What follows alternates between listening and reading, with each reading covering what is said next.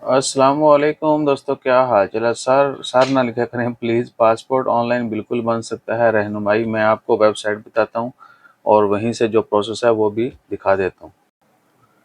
हाँ जी दोस्तों, तो भैया ये वेबसाइट है ऑनलाइन mrp.dgip.gov.pk। आपने इसके ऊपर जाना है। ऐप ही आ गया, खबरां शबरां आ गई थोड़े। अच्छा जी, तो ये वेबसाइट ओपन होगी, ये नोटिफिकेशन आएगा, आपने इसको अच्छे से पढ़ लेना है और कंटिन्यू करेंगे।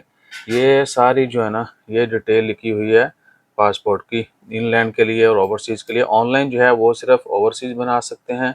और जब आपने ये सारा कुछ रिक्वायरमेंट वगैरह देख लें, सपोर्टिंग डॉक्यूमेंट में फ़ोटोग्राफ आपने देनी है, फिंगरप्रिंट ऑनलाइन होने हैं। और सिग्नेचर के लिए क्या होता है कि आपने एक वो जब आप अप्लाई करेंगे तो एक फॉर्म आएगा, उसके ऊपर 4 सिग्नेचर करके उसको स्पेसिफिक फॉर्मेट में स्कैन करके आपने वो अपलोड करना है और आहो, ठीक है जी। और उसके बाद फिंगरप्रिंट ऑनलाइन हो जाने हैं। जो है फ़ोटोग्राफ आपका वो भी ऑनलाइन ही होना है। ये सारी पढ़ सकते हैं आप, और किस तरीके से कब क्या होना है, कितना टाइम लगता है। 16.5 मिनट लग देने अगर वो बंदा फुल पढ़ा लिखा हो और इन तमाम हदायत को पहले से पढ़ ले। ये है जी ओवरसीज़ के लिए, ठीक है। एप्लीकेशन पासपोर्ट एप्लीकेशन की फ़ीस 5 साल के लिए ये फ़ीसें हैं और 10 साल के लिए ये फ़ीसें हैं।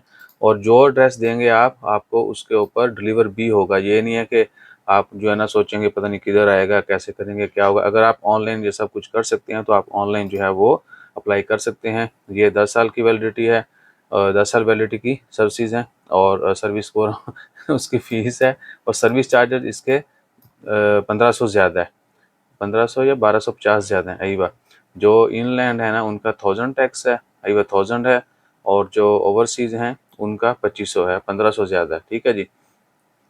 और मैंने जो लास्ट केस किया था, किसी की हेल्प की थी, उन्होंने 100 पेजेस का बनाया था, 10 साल वाला। उनके 36 रियाल कटे थे।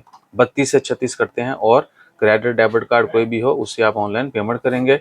और जब आपने शुरू करना है तो भैया ये आएगा आपके सामने, ठीक है जी।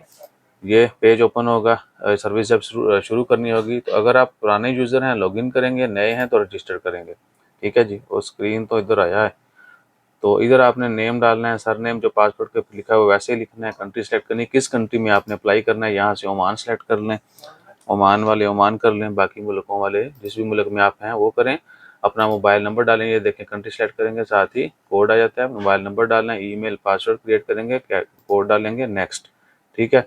और नेक्स्ट फिर आपकी प्रोफाइल क्रिएट हो जाएगी। आप कभी भी लॉगिन कर सकते हैं और अप्लाई कर सकते हैं। रीन्यूअल के लिए भी अप्लाई कर सकते हैं और बाकी बहुत सारी सर्विसेज हैं वो भी। और इसके अलावा